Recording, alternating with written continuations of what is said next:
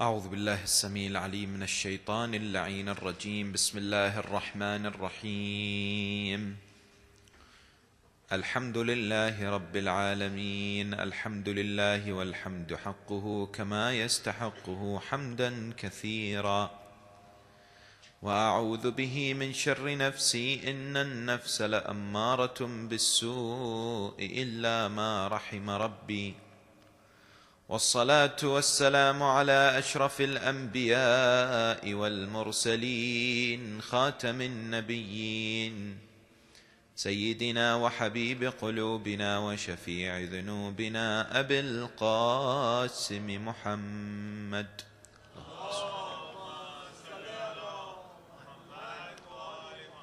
وعلى أهل بيته الطيبين الطاهرين المعصومين المطهرين المكرمين. السلام عليك سيدي ومولاي يا أبا عبد الله، وعلى الأرواح التي حلت بفنائك. عليك مني سلام الله أبدا ما بقيت وبقي الليل والنهار، ولا جعله الله آخر العهد مني لزيارتكم. السلام على الحسين وعلى علي بن الحسين وعلى أولاد الحسين وعلى أصحاب الحسين جميعا ورحمة الله وبركاته.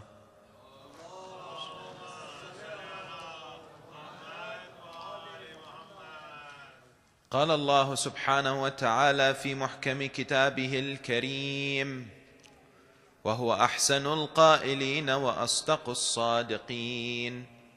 بسم الله الرحمن الرحيم. ألم تر كيف فعل ربك بعاد إرم ذات العماد التي لم يخلق مثلها في البلاد وثمود الذين جابوا الصخر بالواد. آمنا بالله. صدق الله العلي العظيم. For the purification of the souls and the enlightenment of the hearts, and for the hastening of the reappearance of the awaited Saviour Ajjalallahu Ta'ala Farajahu Sharif, enlighten your souls and the atmosphere with the recitation of salawat upon Muhammad wa ali Muhammad.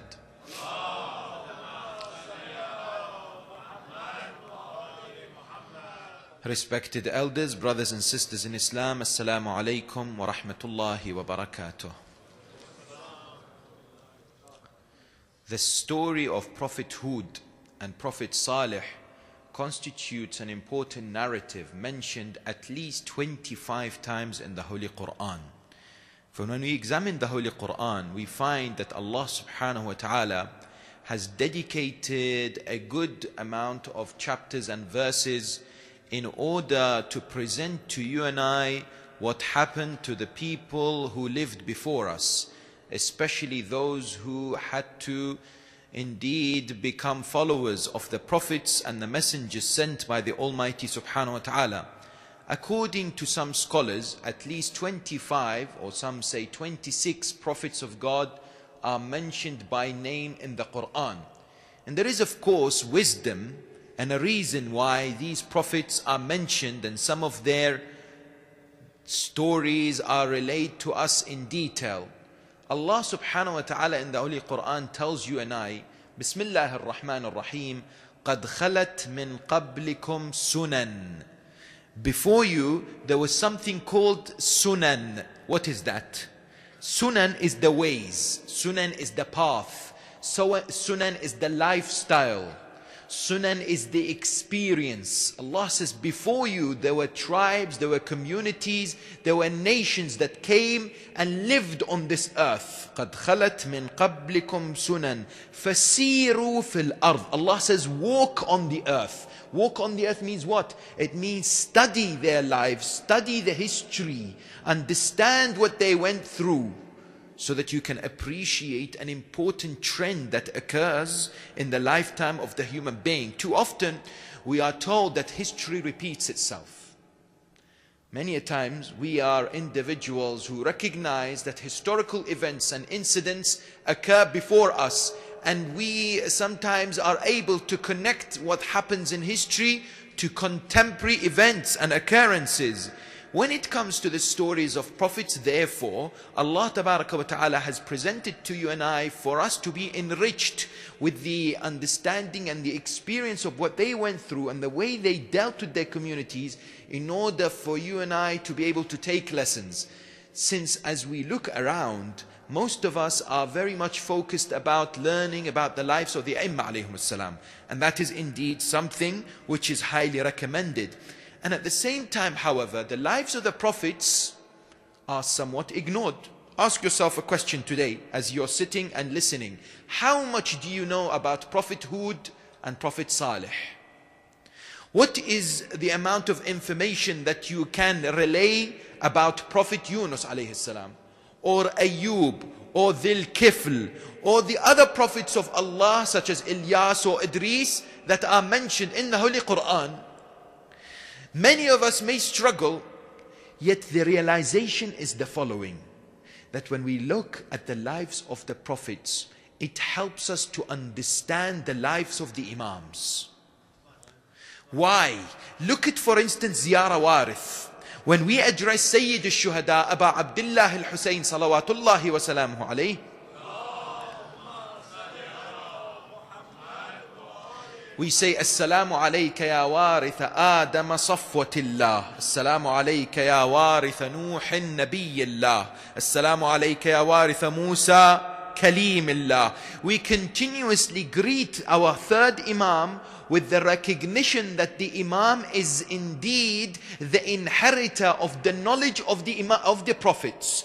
And therefore, when we study the lives of the prophets, we begin to indeed present an idea in our minds about how the Aimma alayhim salam move forward and what were their objectives. Today, when we look at, for instance, an event that occurs before our own eyes, we see tyrants, we see oppressors. Those individuals who have sought to understand history in its productive sense, in its rightful way, immediately when they see an event before them on the television screens, on the news, they say, yes, I know, 200, 300, 1,000 years ago, a similar occurrence happened, and this is how Allah subhanahu wa ta'ala treated this community, and therefore these people should be aware. In other words, Allah subhanahu wa ta'ala says you need to create this bridge that takes you these several hundred centuries of sometimes back in history to be able to understand the circumstances and the socio-political environment that surrounded the lives of the prophets, and to be able to apply it to your life. And therefore, let's look at the story of Prophet Hud and Prophet Salih, because the reason why their story was chosen in these days of Aza and commemoration is the relationship of their mission with the movement of Aba Abdullah al-Husayn. For us to be able to link it and to be able to have an understanding of the connectivity between the Prophet's stories and the stories of the Imam, especially of the tragedy of Karbala. When it comes to the story of, first of all, Prophet Hud. Prophet Hud, the community of Prophet Hud is known as what? Is known as Ad. Allah says, وَإِلَىٰ عَادٍ أَخَاهُمْ هُودًا. Towards the tribe of Ad did Hud alayhi salam was sent. Now where was this tribe of Ad? We are told the tribe of Ad was the first tribe that spoke the Arabic language, and Hud was the first prophet that was sent with the Arabic language. In other words, he was an Arab. And the tribe of Ad, according to narrations, we are told they lived at the eastern province of modern day Yemen, that today is indeed not inhabited due to what happened to this particular community. The narrations tell us that they stood out with a number of features, a number of characteristics, this particular tribe of Prophet Hud. First of all, they lived for extensive number of years, just like how the people of Nuh alayhi salam used to live. So the narrations tell us that the community of Ad used to live for an average of 400 years. And this continued for a while after them as well. I recall The narrations tell us that one day Prophet Musa alayhi salam was walking and he came to the Qabristan, to the cemetery, and he saw a lady crying next to the grave of her son. She was crying profusely. So Musa says to her, "Why are you crying so much?" She said, "Ya Nabi Allah, O Prophet of Allah, my son was young when he passed away. He was very young and he had not got married." Musa said, "How old was he when he passed away?" This lady said, 350 years. Imagine 350 years without marriage. May God help that person. The idea is that this particular age, extensive age, was something that was prevalent at that time. Likewise, another feature of the community of Ad with their physique, their strength, we are told in narrations that the shortest of the people of Ad was 7 meters tall and the longest was 50 meters high. And what they used to do was they used to carve houses from mountains. And the smallest of them was able to crush stones. They were very well known for their strength, their physique. Allah subhanahu wa ta'ala had given them this. But at the same time, we are told in our riwayat that the community of Ad were blessed with what? With gardens, with farms, with crops. Something that we do not see in modern day Arab Peninsula, which is full of deserts, as we will come later to know why it is the case. Yet, what narrations tell us was that at the same time, the community of Ad, they came from whom? Ad is the son of Sam. Sam is the son of whom? Nuh alayhi salam. So Nuh, what narrations tell us is he told his son Sam that you will have to await a prophet who will come after me by the name of Hud.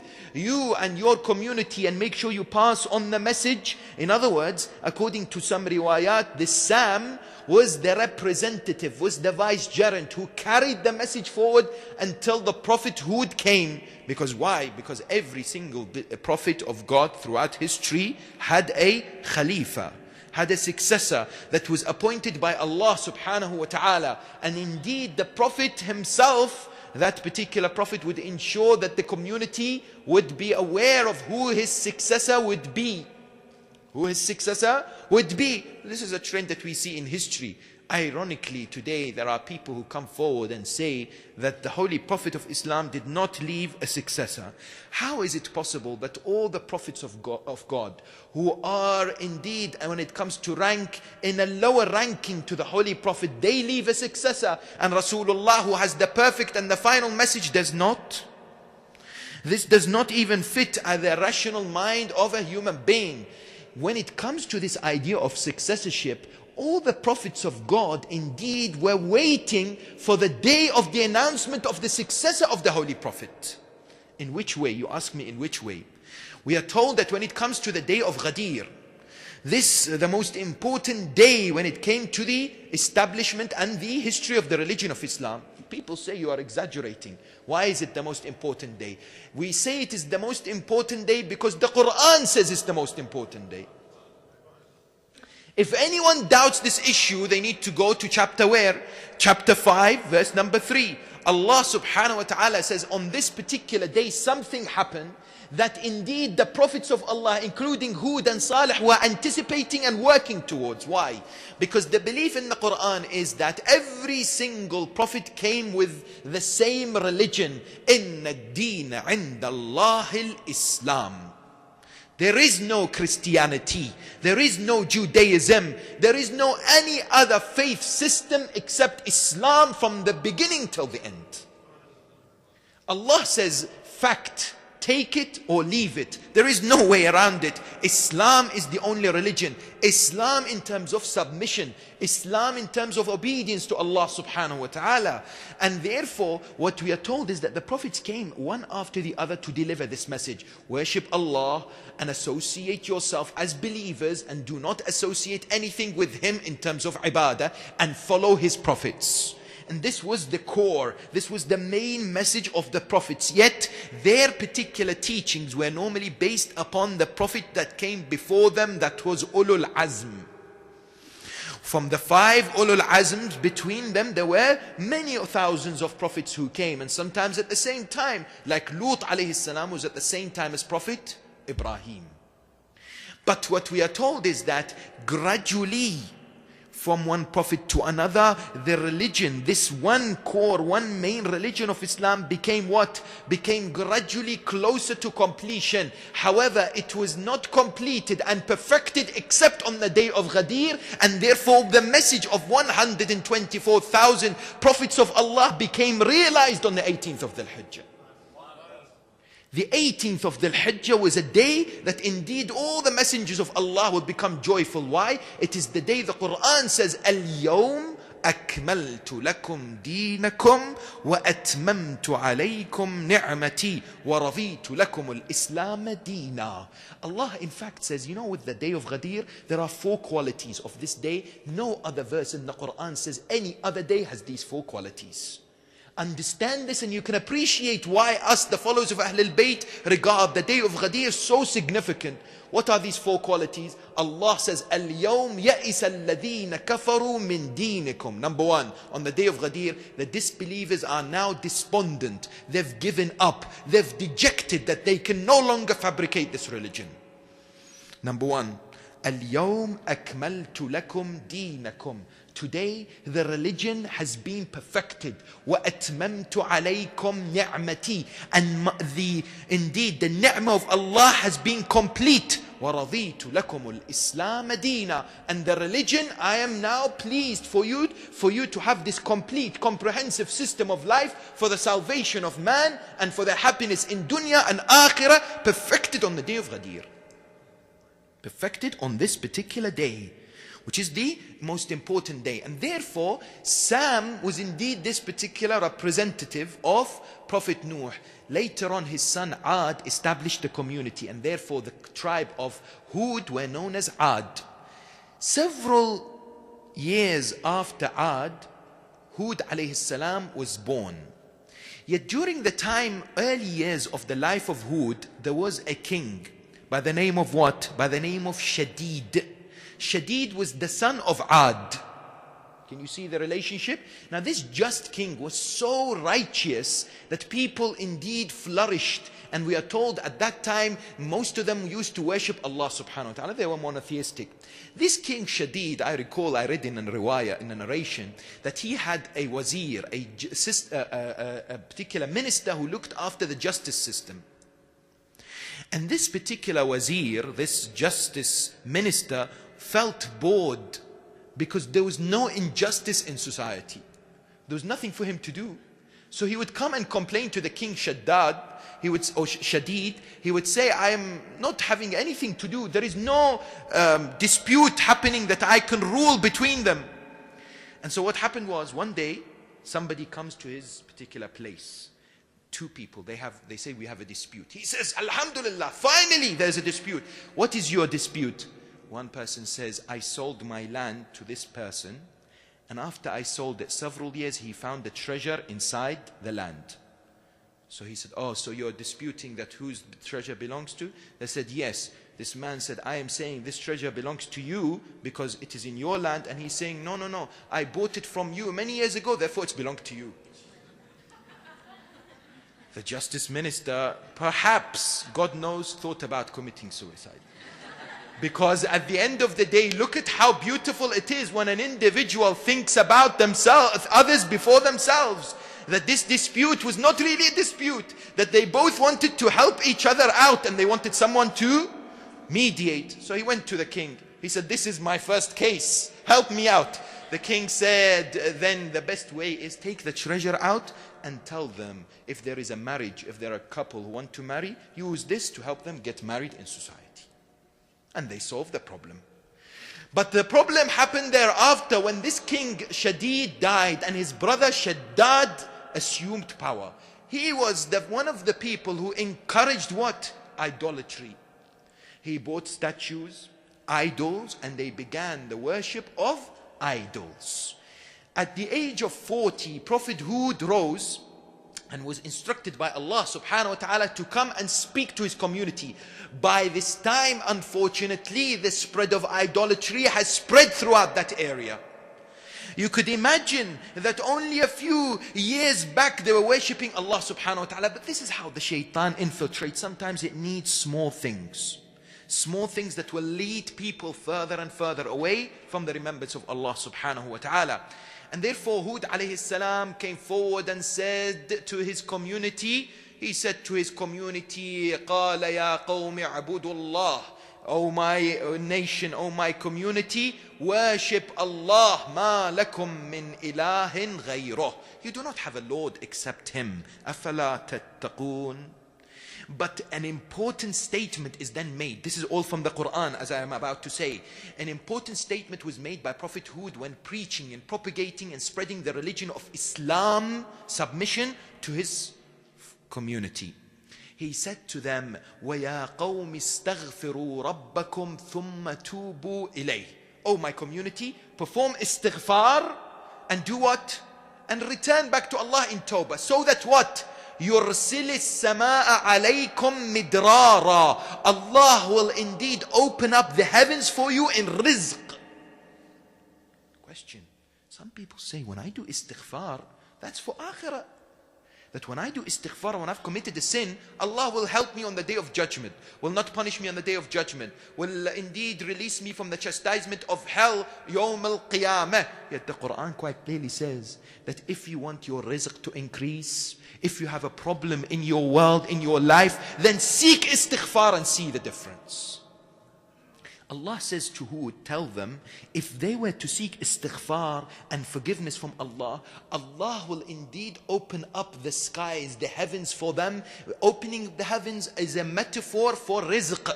That means they'll have more rain. That means they have more barakat and they have more blessings. And Allah then continues and says, He will give you more strength in addition to the strength that you already have.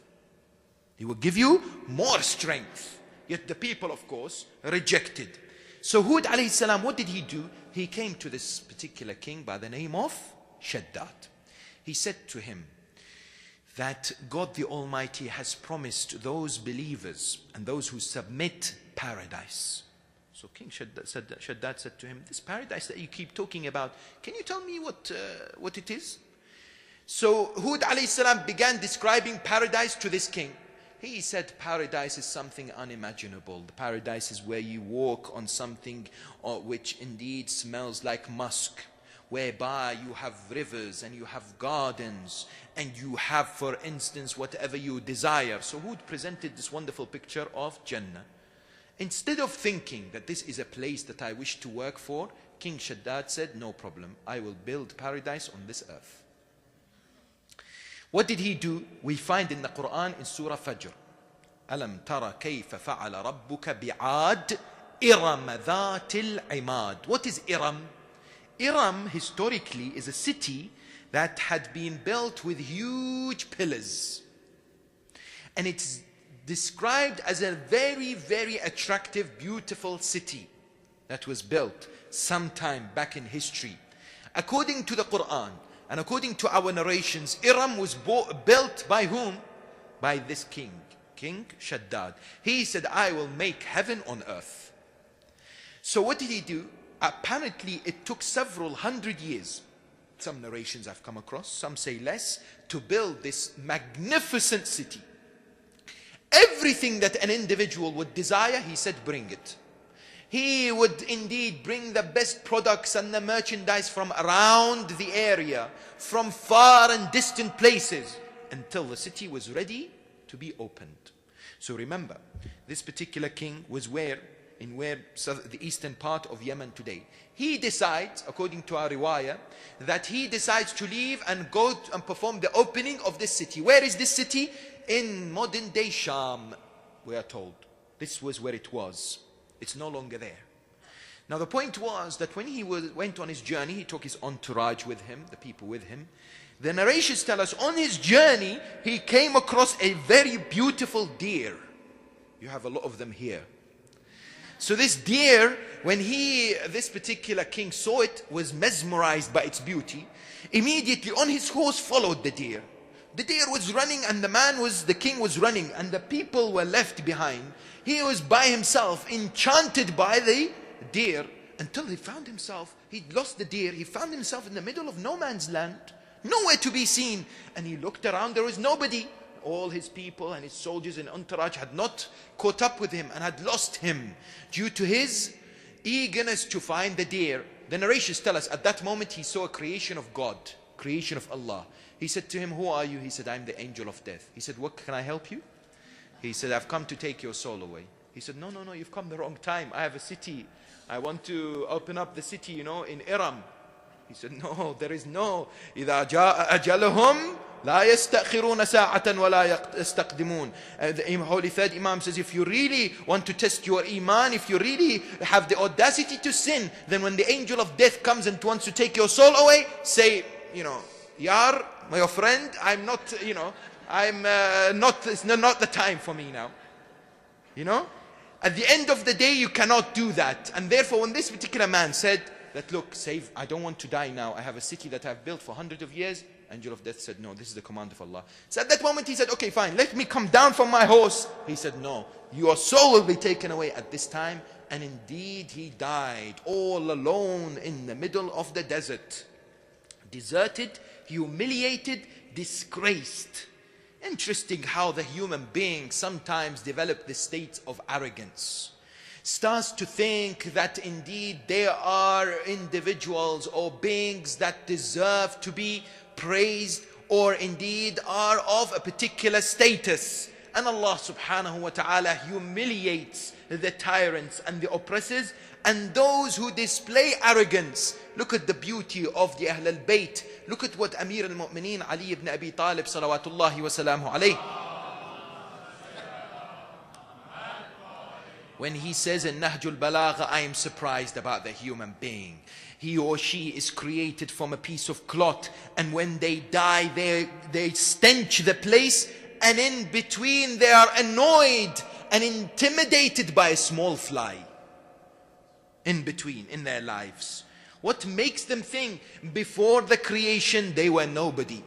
And after they die, most of the times they are forgotten. What makes the human being think that they are somebody? The idea that emerges is what? Is the realization that one of the lessons that can be derived from the story of Prophet Hud is the need for you and I to continuously scrutinize ourselves as far as tawadu' and humility and humbleness before Allah subhanahu wa ta'ala. Notice how the purpose and one of the functions of ibadah is to humble a human being. When an individual came to the Holy Prophet and said, Ya Rasulullah, everything I can do, but I can't do this sajda. Why? I have never lowered myself to the ground, he would say to the Prophet. That the highest point in the human being's body is lowered to the lowest and touches the ground. In order for Allah subhanahu wa ta'ala to say that humble yourself before other human beings for the sake of Allah, so that your heart becomes pure. So that your heart strengthens, and then so that you can get closer to me. Because the arrogant are those who are Hizbush Shaitan. It was the Shaitan, when he was asked to prostrate before Adam, said 3 words. The most destructive 3 words that anybody could say. What was the 3 words? He said, Ana khayrun min. I am better than he. 3 words. And caused the accursed Shaitan to be taken out of Allah subhanahu wa ta'ala's mercy and to be condemned forever. 3 words that any individual needs to fear. Nobody should see themselves better than anyone, because it is Allah who judges the hearts, and it is not us who can indeed become barometers for the faith and the iman of others. If an individual, for instance, does not attend the majlis or the mosque, and they are, for instance, busy, we must not be in a position to judge them and say, he doesn't come to mosque, therefore his iman is weak. Or if an individual is dressed in a particular way or is not dressed in a particular way, Allah subhanahu wa ta'ala is the one who indeed scrutinizes the heart and is aware of the positions of people before themselves. So we have to be very careful when we judge others. We have to be very careful how we look at others and how we think our position lies when it compares to other human beings.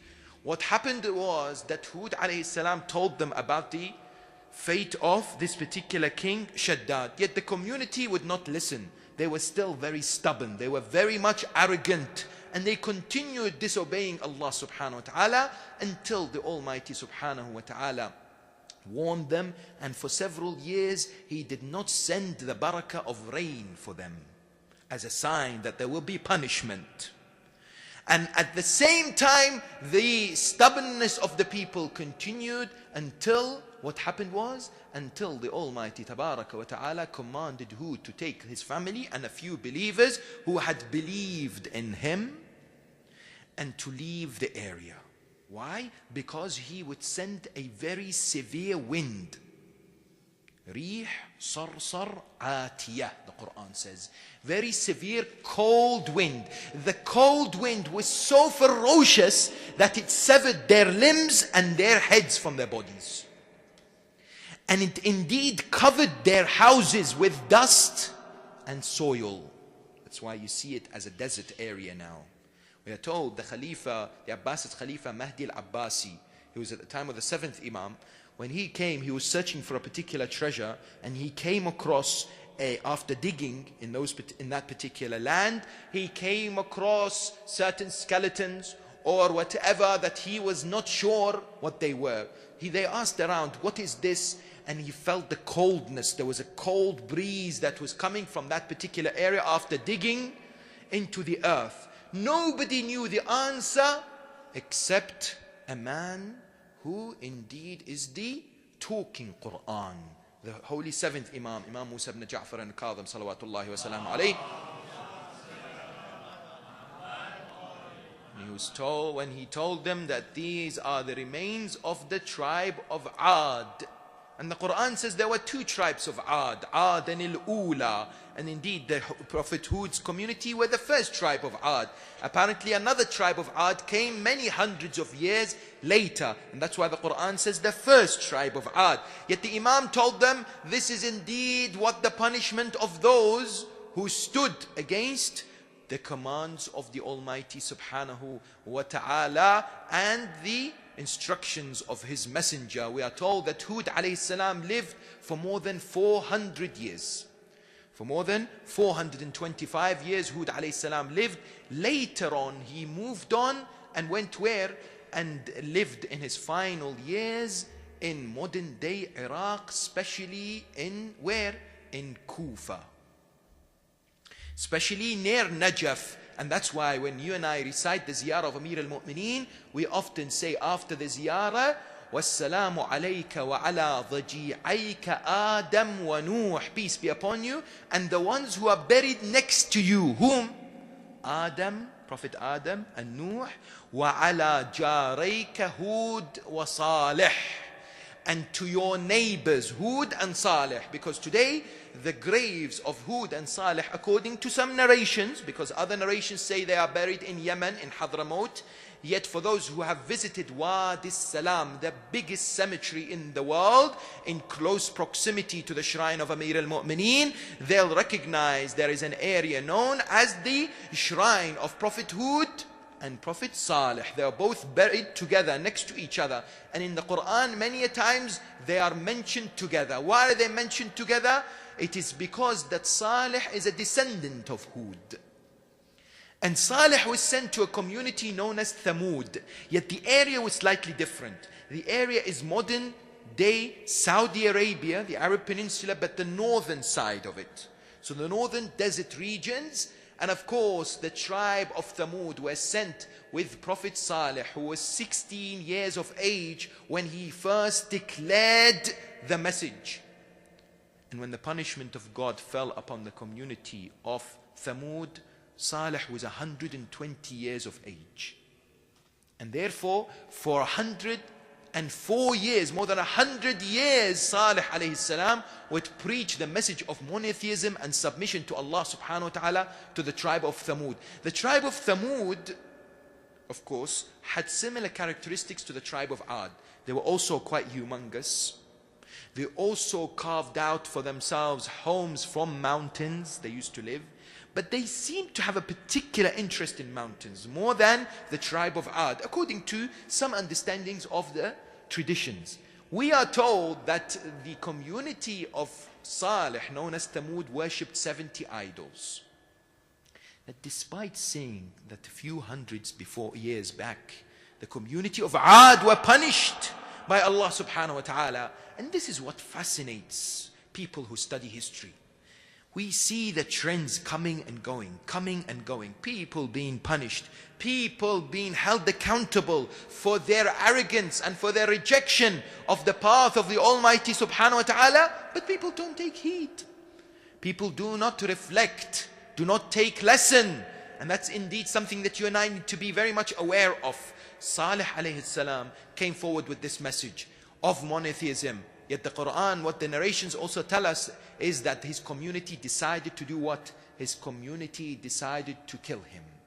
So 9 of the major people of Salih's community, Thamud, went to attack him and to kill him. Yet Allah subhanahu wa ta'ala sent his angels who protected Salih, and at the same time what happened? These people were killed. These people were killed in one way or another. Salih alayhi salam called upon the leaders of the community of Thamud. One of the ways in which he preached was that he told them, let us have a huge demonstration. A demonstration meaning that a practical way in which we can show which our Lord is the most powerful. So he said to them, you bring your gods, and my God is everywhere. I will speak with him, and let us see, like a mubahala, like a malediction, let us see who is the all-powerful, who is the Almighty. So we are told in a narration from the famous companion of the 4th, 5th, 6th, 7th Imam, known as Abu Hamza al-Thumali, Ridwanullahi ta'ala alayh, from the 5th Imam, Imam Muhammad al-Baqir, salawatullahi wa salamu alayh. We are told that Salih alayhi salam, what did he do? Salih, he said to them, come on, bring your gods. They brought the idols. It was a huge spectacle. People had gathered in the desert. Salih said to them, do you want me to ask my Lord, or do you want to ask your Lord, or shall I ask your Lords first? They said, you ask our Lords first. So Salih said, O statues, if you are truly gods to be deserving of worship, then all I want from you is to answer me back. That's all. Answer me back. Nothing happened, of course. The narrations from the 5th Imam says the people became agitated. The people who were surrounding this particular scene. And the leaders panicked. They said to Salih, they said, oh Salih, give us a few minutes. We need to speak to our gods.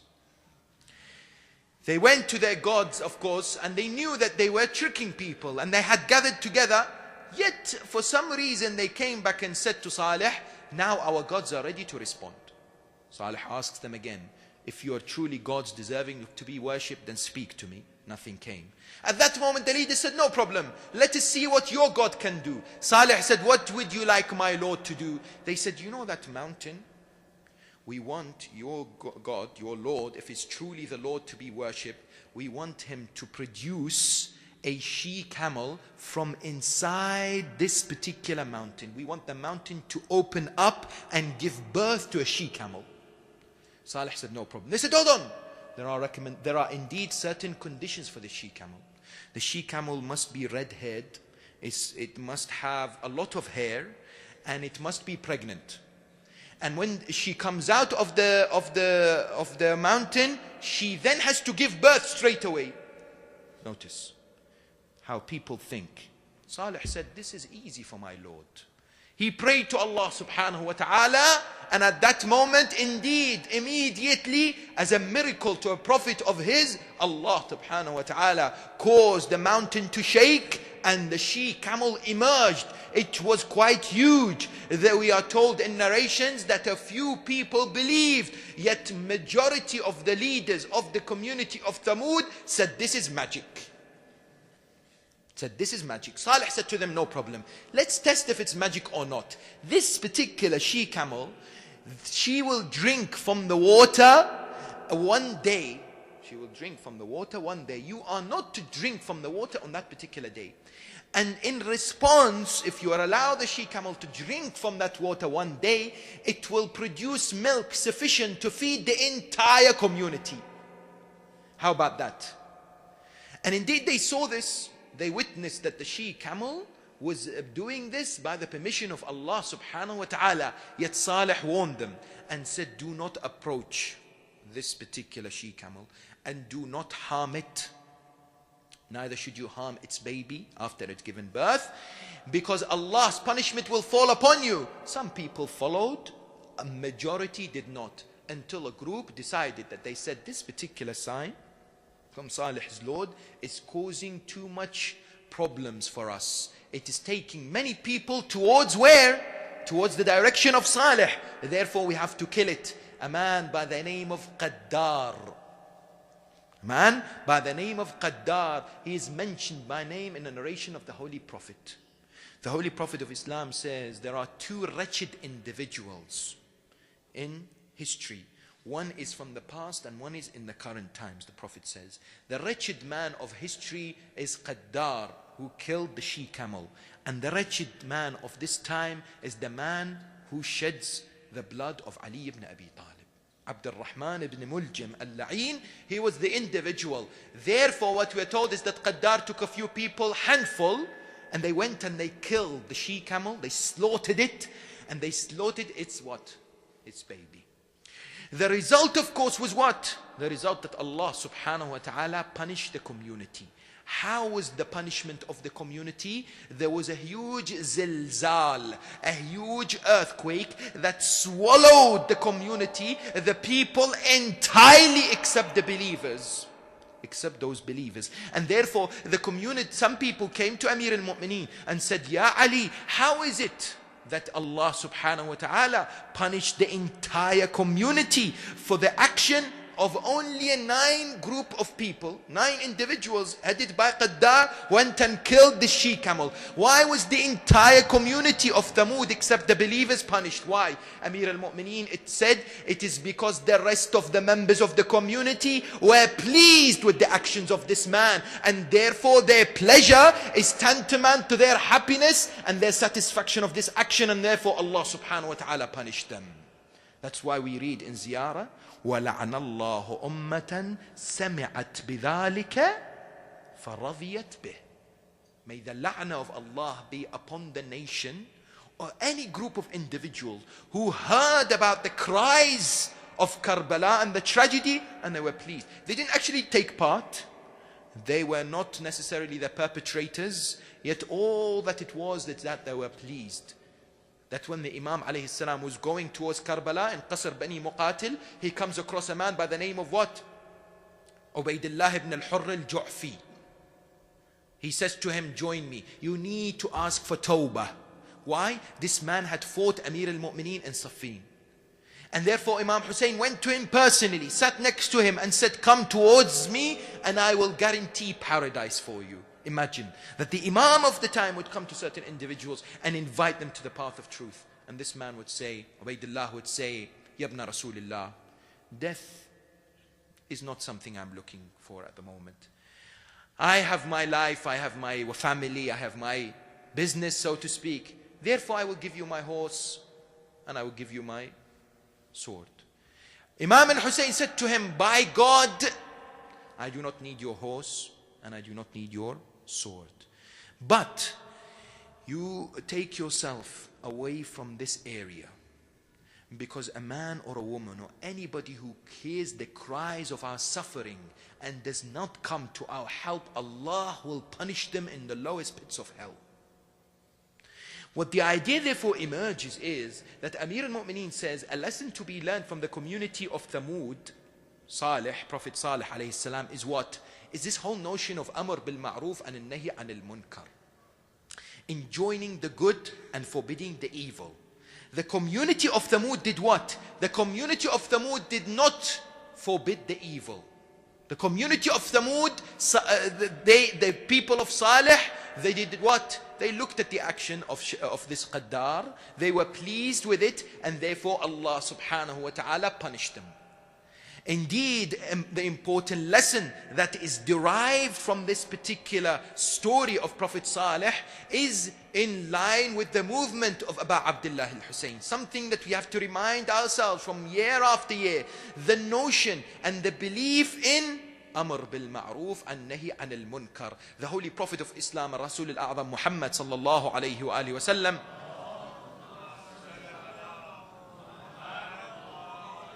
one day was with his companions and said, how will you fear on the day that you will not enjoin the good and forbid the evil?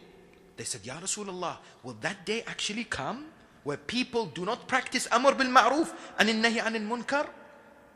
He said, indeed. How will you fear on the day whereby the Munkar is encouraged and the Ma'ruf is discouraged? They said, that will even happen?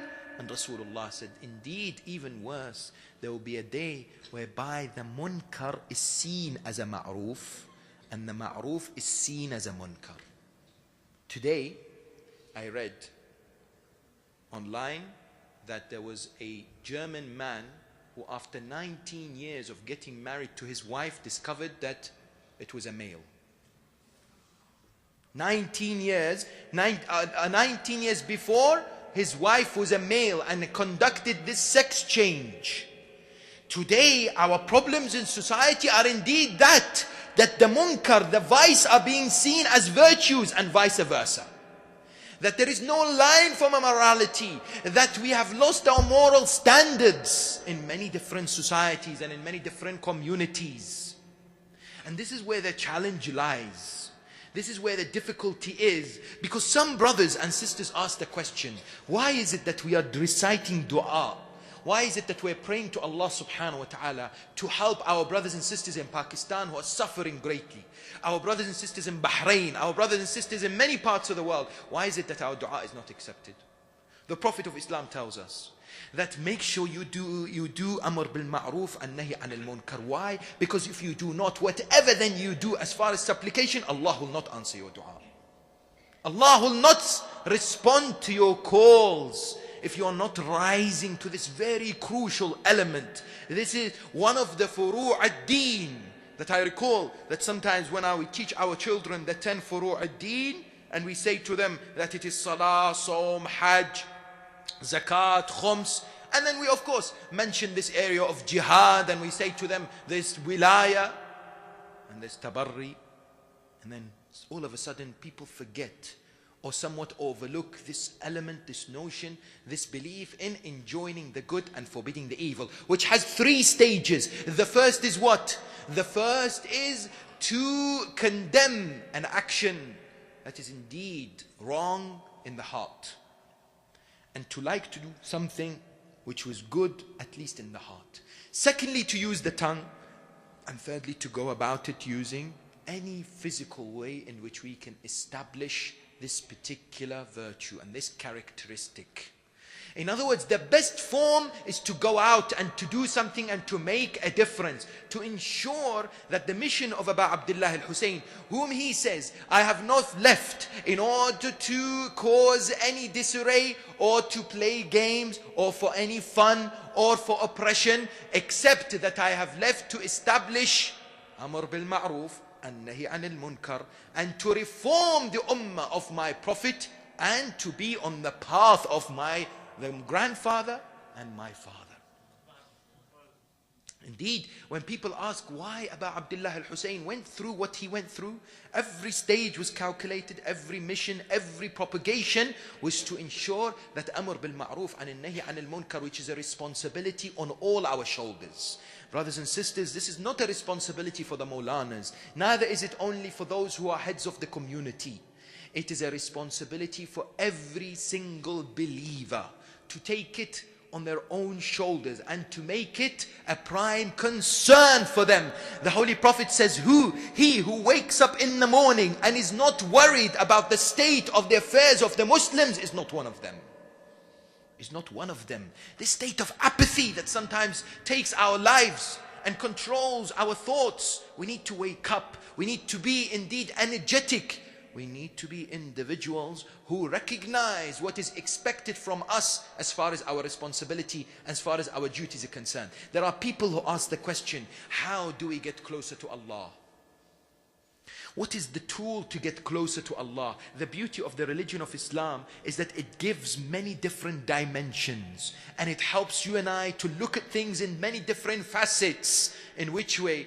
The first idea that emerges from people is that if you wish to get closer to Allah, then you worship Allah. True. Worshipping Allah is indeed recommended. Yet, we are told in Islamic teachings that one of the most profound ways for a human being in order to he or she seek close proximity to the Almighty Subhanahu wa Ta'ala is what? Is by making sure that their ibadah reflects on their actions. Which means what? The narrations tell us from the Ma'soomeen that the closest position that the human being can attain to Allah is when they instill happiness in the heart of their believing brother and sister. Is when you go out and you make a difference. You have a brother and sister in the community who needs your help. You have your community that needs your time, needs your efforts, needs your contribution. Allah subhanahu wa ta'ala says the religion of Islam is not a religion for you to confine yourself in your house or in the mosque. It's the religion of social activity, and it's the religion of serving others. It's the religion of providing service. It's the religion of offering your help. Imagine, and I've mentioned this story, that one day a companion of the sixth Imam by the name of Aban ibn Taghlib, he is next to the Imam alayhi salam in tawaf, performing tawaf with the Imam of his time, with grandson of Rasulullah performing tawaf. And when he was doing that, somebody called him and said, Aban, wanting help, wanting some assistance. Aban ignores him. He's with Imam Ja'far al-Sadiq. Imam al-Sadiq in the tawaf looks at him and says, Aban, why did you not respond to him? Aban said, Yabna Rasulullah, I'm with you in tawaf. I'm performing tawaf.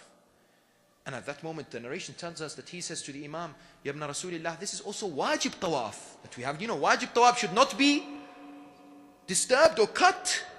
Imam says, wa'in? And so what?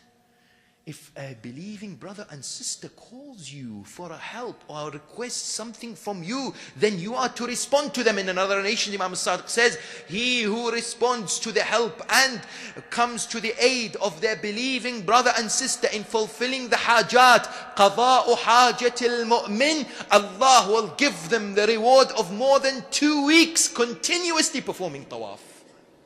Imagine 2 weeks of the tawaf around the holy Kaaba. This is one example from many narrations that tell us the significance and the reward given for those who help indeed fulfill the hajat of their believing brother and sister, which is indicative of Islam's emphasis about social service, about being active in the community, taking part. Just imagine that if every single member of this blessed community, males and females, young and old, decides that what am I going to do to make the lives of other human beings better and help my own community in my own way. If every single person had that himmat, that desire in their heart, that determination to make a difference, you would see wonders happening in this particular community. You would see wonderful examples. And alhamdulillah, we see this now. But the encouragement is to increase and to continue and to contribute and to make a difference in any shape or form, in any skill.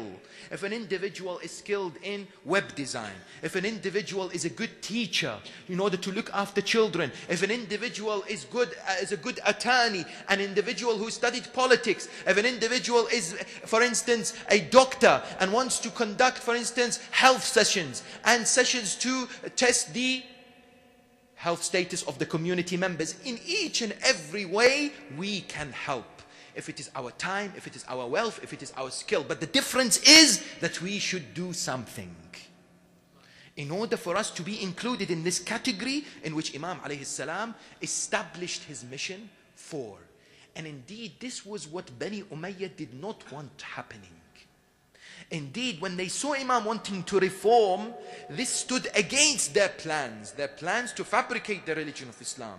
And therefore, they would stop at no measure to cause this atrocity and to kill and to shed the blood and to take the family of the Holy Prophet hostage, parading them from one place to another. And on the 11th, we are told, on the 11th of the month of Muharram, the caravan of Imam al-Hussein, the women of the Ahl al-Bayt were told that we need to leave. We are leaving now. They were shackled, they were chained. And indeed, the narrations tell us that Sayyida Zainab would ask and would say that we want to bid farewell for the final time to the bodies of the shuhada of Karbala. The women are taken to the battlefield. They all see the bodies. Yet how can they distinguish the bodies when the heads have been severed? How can they look at the bodies when there are no heads? Each one flings themselves onto a body which they begin to recognize to be a relative, a husband or a brother, and they weep and cry. And at that moment the narrations tell us that Sayyida Zainab looks for her nephew, for her niece, and she finds that Sakina. Narrations tell us that she looks for Sakina and she finds her next to the body of Aba Abdullah al-Hussein. Sitting next to the body of Aba Abdullah, her father, weeping and crying. Some narrations say it was Sukaina, others say it was Ruqayya. At that moment, Sayyida Zainab comes and finds that this daughter is weeping and crying next to the body of her father. But I say, what did she see in the body of her father? What was left from the body of her father? What complaints would she have told him about Sham Ghariba? And what was Sham Ghariba all about? Was it the moment that Yazid's army entered inside the tent? They would loot the property of the family of the Ahl al-Bayt? Or is it that when Umar ibn Sa'd said, make sure that the tents are all set in fire? Or is it when they were running from one tent to the other? The narrations tell us that on that night, when the children, when the women were all grouped together, they were presented with some water. One of the children of Aba Abdullah, narrations don't tell us which one it was. The children would not take water. One of the children would take the water. They were all surprised. They said, why are you taking the water? The child begins to run to the battlefield. They begin to run after them. Why are you running? It was a young child. The child would say, I heard my father thirsty. Now that they've given us water, I want to feed my father Hussein. The narrations tell us that indeed when the family of the Ahl al-Bayt, they left from Karbala, after a few days, Imam Zayn al-Abidin returns. When he returns to Karbala, his mission is to bury the body of his father Aba Abdullah and the body of the shuhada of Karbala. Imam Zayn al-Abidin, he sits next to the body of his father Hussein, the headless body of Aba Abdullah. Bani Asad, who were around him, they came and said, Yabna Rasulullah, would you like us to help? Would you like us to assist you in any way? At that moment, Imam al-Sajjad says, no, I will do this by myself. When he dug the grave of Aba Abdullah, narrations say every time he picked up the body of Hussein, one part will fall out. Allahu Akbar, the body of Aba Abdullah was torn into pieces, into several segments, the way the horses had trampled on his body, the way the horses had crushed his ribs. At that moment he calls out, Bani Asad, give me a piece of cloth. They say, why would you like a piece of cloth? He says, I want to gather the body parts of my father Hussein. I want to place it all inside the piece of cloth. When he lowers the body into the grave, with this body that had no kafan, had no ghusl, he seals the body, weeping and crying before he seals the body. The narrations tell us that normally when a son or any family member bids farewell to the body of their deceased, they go and they place their cheeks on the head, they place their cheeks on the cheeks. Imam al-Sajjad looks at the body. Where does he look? Where does he place his cheeks when there is no head?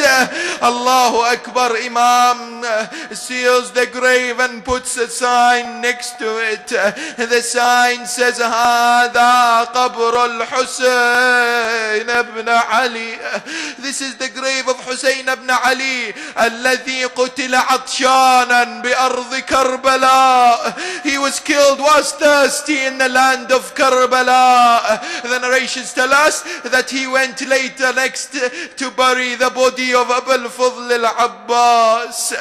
The narrations tell us that Abu al-Fadl al-Abbas's arms were special.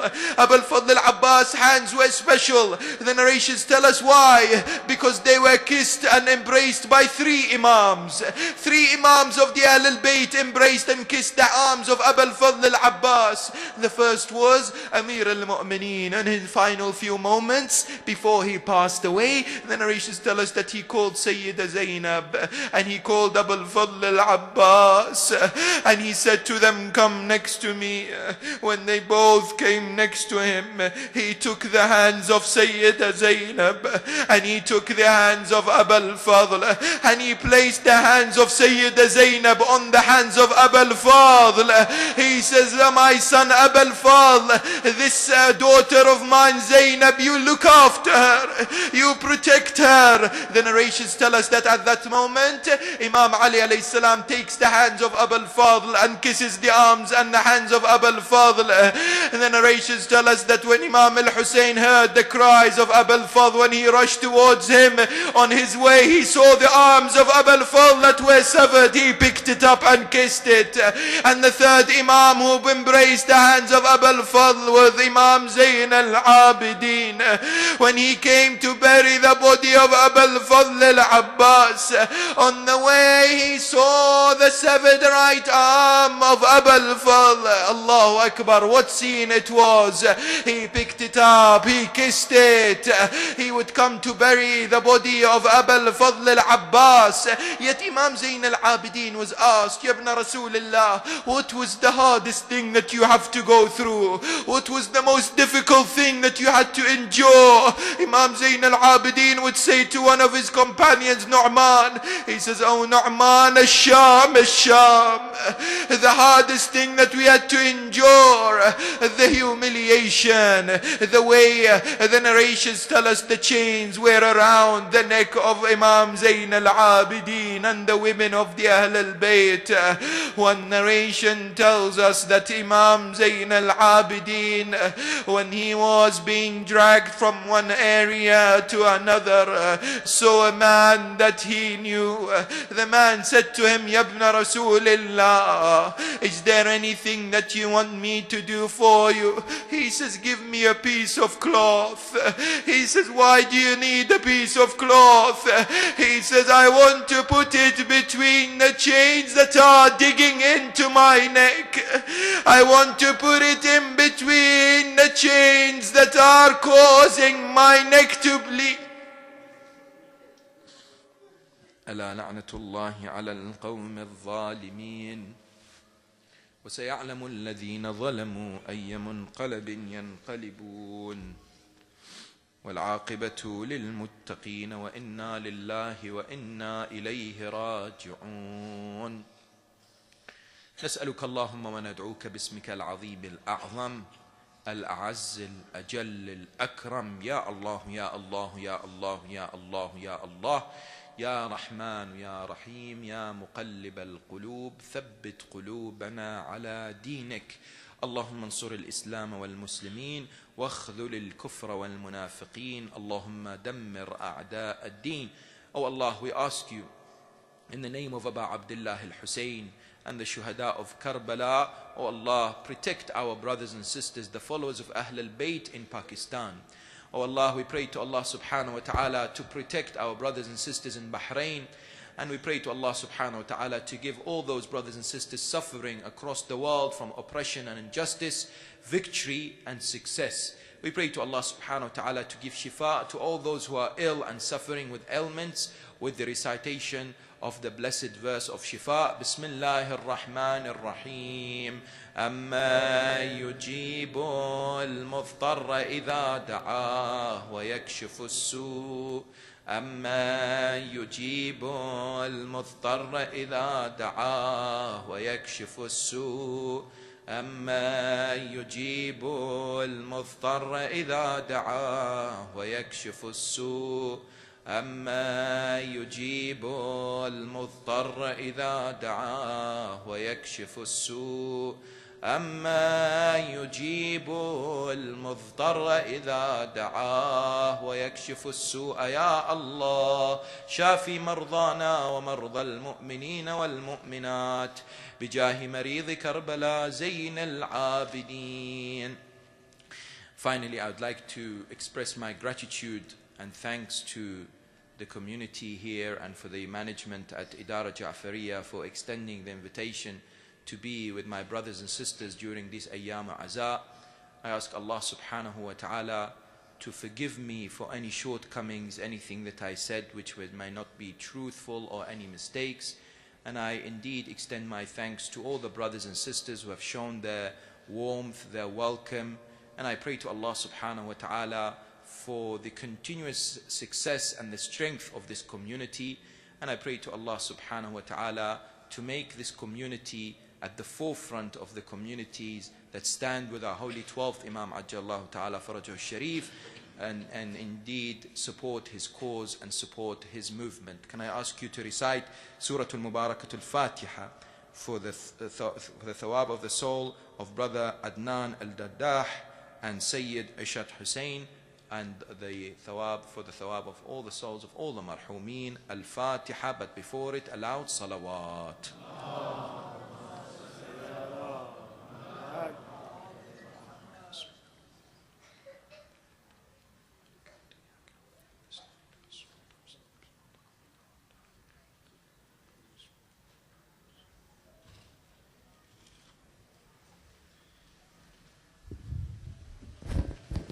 Hussein, Hussein, Hussein, Hussein, Hussein, Hussein, Hussein, Hussein, Hussein, Hussein.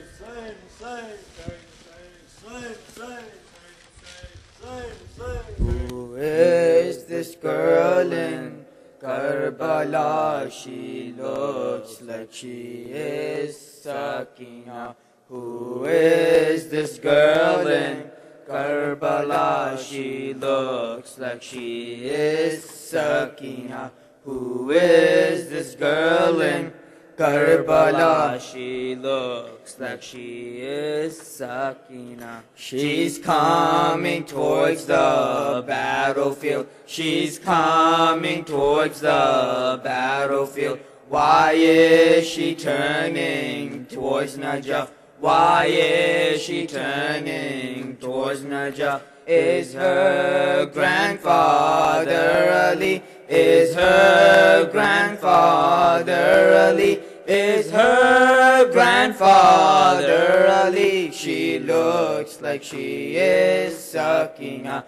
Who is this girl in Karbala? She looks like she is Sakina. Who is this girl in Karbala? She looks like she is Sakina. Crying she comes towards the field. Crying she comes towards the field. With signs of sadness on her face. With signs of sadness on her face. For help she calls Nade Ali. For help she calls Nade Ali. For help she calls Nade Ali. She looks like she is Sakina. Who is this girl in Karbala, she looks like she is Sakina. Who is this girl in Karbala? She looks like she is Sakina. Why is she crying so much for? Why is she crying so much for? Why is this girl so terrified? Why is this girl so terrified?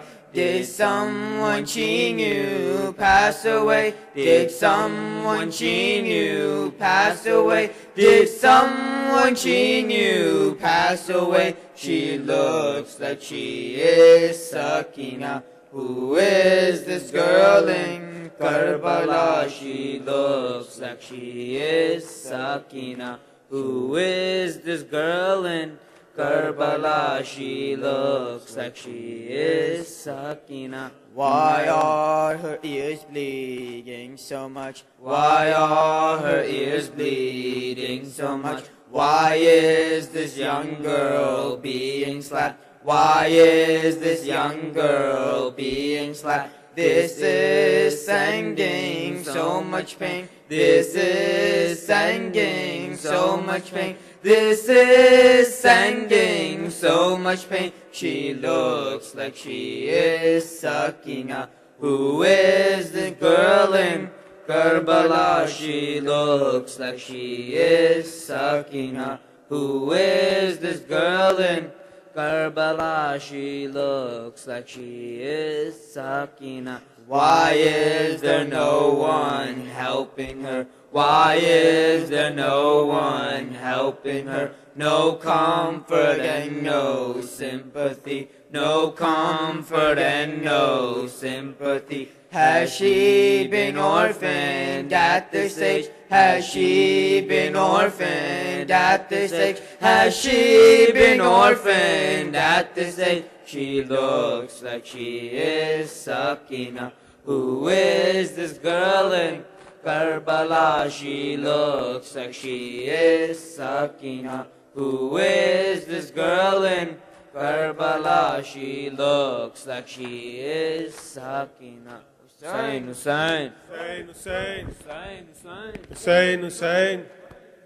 Hussein, Hussein, Hussein, Hussein, Hussein, Hussein, Hussein. Allahumma salli ala Muhammad wa ala Muhammad. Like the young ones, please come and shake Khalid's hand. Today was his last majlis, and we're very grateful for him guiding us these past 10 days. May Allah bless him. Right. Once the Urdu majlis starts, there'll be a children's program downstairs, so you can the children can go downstairs into the basement. We need for the English programs for the following weekends, Friday, Saturday, Sunday. Brother Ali Najaf will be here this coming Friday from Detroit. Kindly, please come and join the English majlis at this time. We'll be starting, inshallah, at 7:30 on weekdays and at 6:30 on the weekends.